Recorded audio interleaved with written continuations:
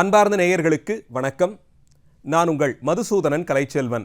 தினமொரு கதை நிகழ்ச்சியில் இன்று உங்களை சந்திப்பதில் மகிழ்ச்சி கொள்கிறேன்.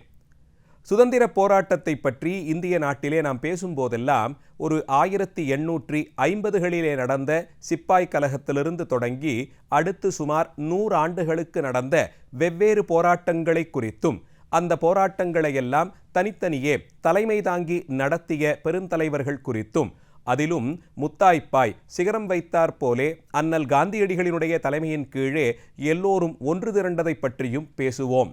ஆனால் ஆங்காங்கே ஆங்கிலேயர்களுடைய ஆட்சி காலத்தில் இந்த 1850க்கும் முன்பாகவே பல இடங்களில் தனித்தனியே இருந்த பாளையங்கள், சிற்றூர்கள், அங்கே இருந்த தலைவர்கள் அந்த நாட்டின் சுதந்திரத்திற்காக வேண்டி வீரத்தோடு ஆங்கிலேயர்களை எதிர்த்து நின்றதை பற்றியும் அவ்வப்போது சிந்திக்க வேண்டும்.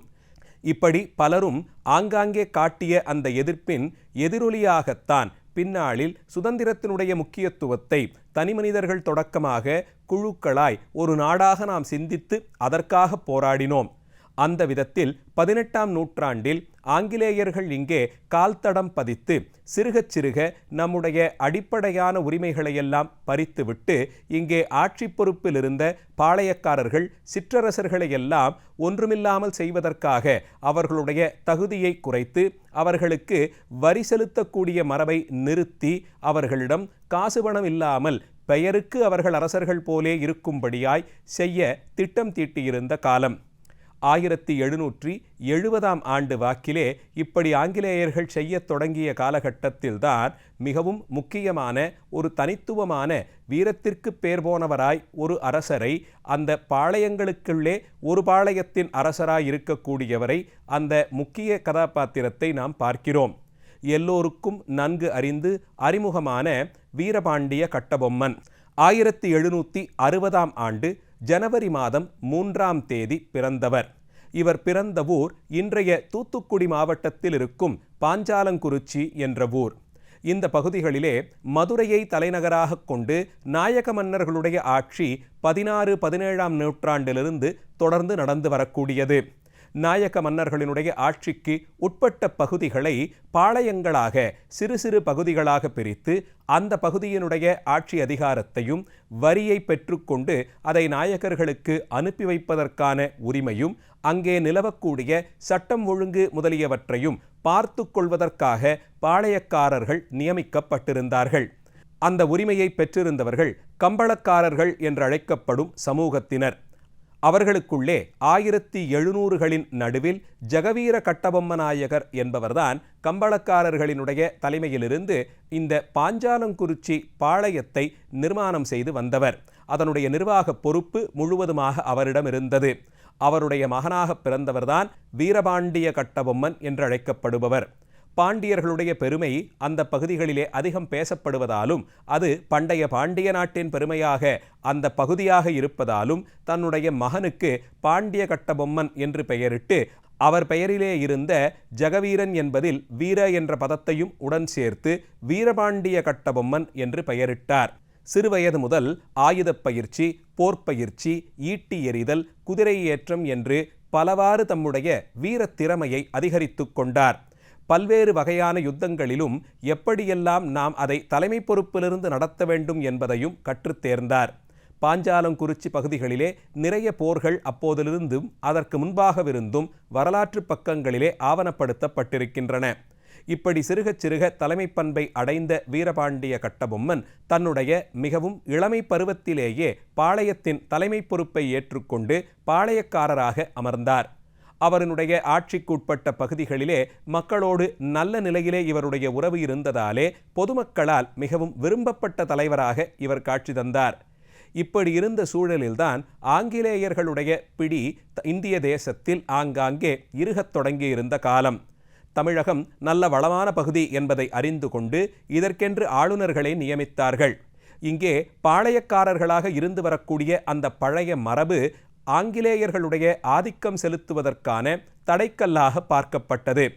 பல பகுதிகளும், அதிலும் தெற்கிலே குறிப்பாக ராமநாதபுரம், புதுக்கோட்டை, அறந்தாங்கி, மதுரையைச் சுற்றி இருக்கக்கூடிய ஏனைய பகுதிகள், பாஞ்சாலங்குறிச்சி என்றிப்படி பல பல பகுதிகளும் பாளையங்களாக அறிவிக்கப்பட்டு அந்த சிறு பகுதிக்கு தலைமை பொறுப்பிலே ஒரு பாளையக்காரர் இருக்கிறார். மக்களெல்லாம் அவரிடத்தே நல்ல உறவோடு வேறு இருக்கிறார்கள்.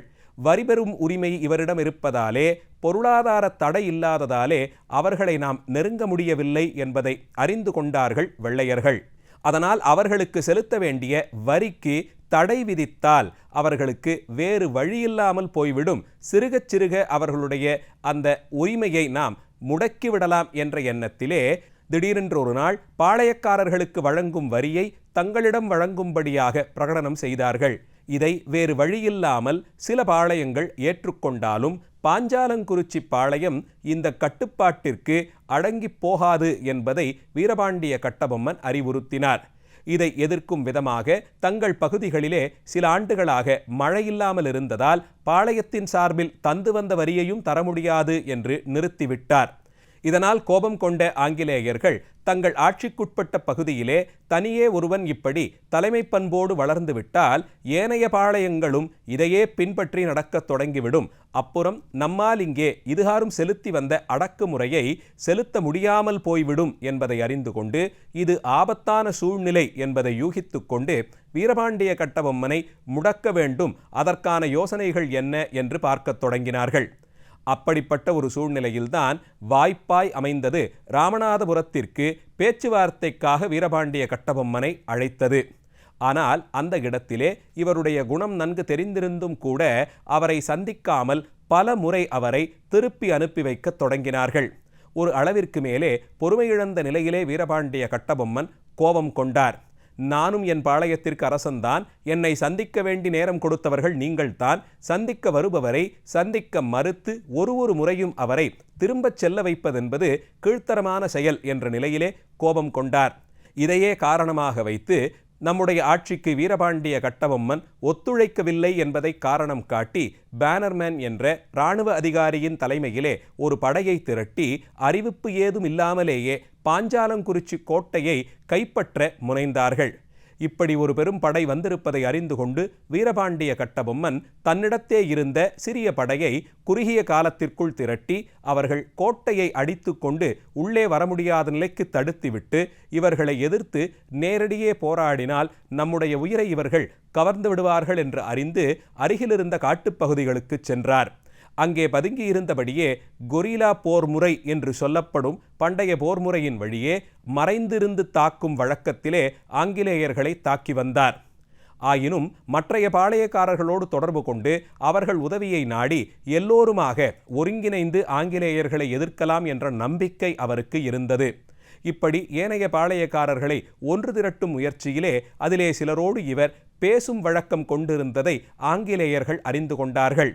நேரடியாக கட்டபொம்மனை கைது செய்ய முடியாமல் போனாலும் மற்றைய பாளையக்காரர்கள் உதவினால் அவருடைய இருப்பிடத்தை கண்டடைந்து விடலாம், அங்கே அவரை சென்று கைது செய்து விடலாம் என்ற எண்ணத்தில் பல பாளையக்காரர்களோடு இரகசிய பேச்சுவார்த்தையிலே ஆங்கிலேயர்களும் இறங்கினார்கள். இந்த பேச்சுவார்த்தையில்தான் எட்டயபுரம் சமஸ்தானத்தை சேர்ந்த எட்டப்ப பூபதி என்கிற பாளையக்கார அரசனும் புதுக்கோட்டை சமஸ்தானத்தை சேர்ந்த விஜயரகுநாத தொண்டைமானாகிற சமஸ்தானத்து மன்னனும் இருவருமாக ஆங்கிலேயர்களுக்கு கட்டபொம்மனுடைய இருப்பிடத்தை காட்டிக் கொடுப்பதற்கு முன்வந்தார்கள். இதற்காக சில குழுக்களாக பிரிந்து கட்டபொம்மனிடத்தே செய்தி அனுப்பி ஒரு குறிப்பிட்ட இடத்தில் இன்ன தேதியிலே நாம் சந்திக்கலாம் என்று அழைப்பு விடுத்தார்கள். அமைதி பேச்சுவார்த்தைக்குத்தான் அழைக்கிறார்கள். இவர்களோடு சேர்ந்து நாம் ஆங்கிலேயர்களை எதிர்த்து ஒரு குழுவாக திரளலாம் என்ற எண்ணத்திலே கட்டபொம்மனும் அந்த சந்திப்பிற்கு ஒப்புக்கொண்டார். கட்டபொம்மன் நல்ல தெய்வ நம்பிக்கை உடையவர். அவர்களுடைய குலதெய்வமான ஜக்கம்மா என்று அழைக்கப்படும் அம்பிகையை வணங்கக்கூடியவர். இவருடைய வழிபாட்டிலே திருச்செந்தூர் செந்திலாண்டவனான முருகப்பெருமான் முக்கிய தெய்வமாக வீற்றிருந்தார். இத்தனை தூரத்திற்கு கடவுள் நம்பிக்கை கொண்டிருந்தவர், இறை வழிபாட்டிலே ஈடுபட்டவர், உண்மையை மட்டுமே எப்போதும் விரும்பி இருப்பவராய் இருந்தபடியாலே இவர்கள் செய்த சூழ்ச்சியை பற்றி கணிக்காது அங்கே சென்று சேர்ந்தவர் ஆங்கிலேயர்கள் விரித்த அந்த வலையிலே சிக்கிக்கொண்டு அவர்களால் கைது செய்யப்பட்டார். நல்ல வேளையாக இவரோடு உடன் சென்றிருந்த இவருடைய தமையனார் ஊமைத்துரை அவர்கள் அந்த சிக்கலிலிருந்து தப்பிவிட்டார். கட்டபொம்மனை கைது செய்து அழைத்துச் சென்ற ஆங்கிலேயர்கள் 15 நாள் அவரிடத்தே விசாரணை காவலில் வைத்து அவரிடம் விசாரணை நடத்துவதாக ஒரு நாடகம் ஆடினார்கள். அப்போதெல்லாம் கட்டபொம்மனிடத்தே மிகவும் அறமற்ற முறையிலே அவர்கள் நடந்து கொண்டு அவரிடத்தே இருந்தே பல்வேறு விஷயங்களையும் பெற்றுக்கொண்டார்கள்.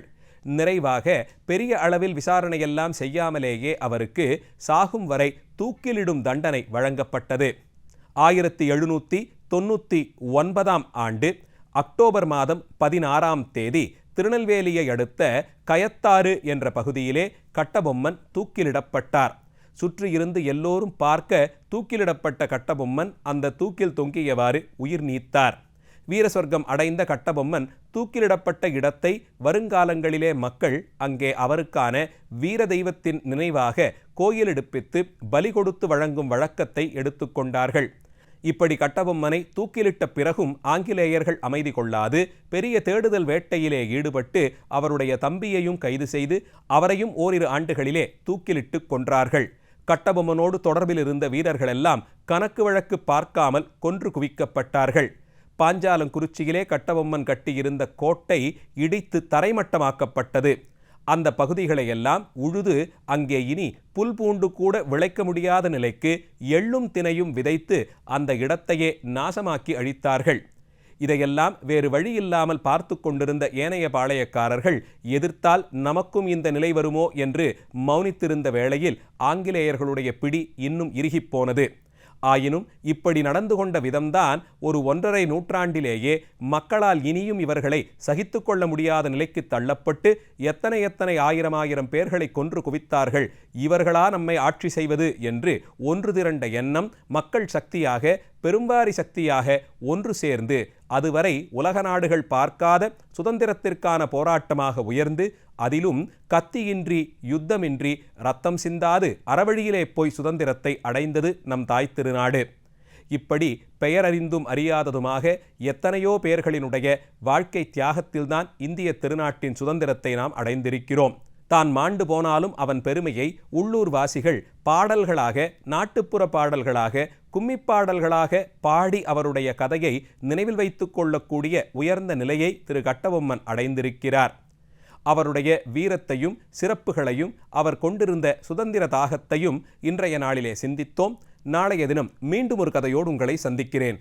நன்றி, வணக்கம்.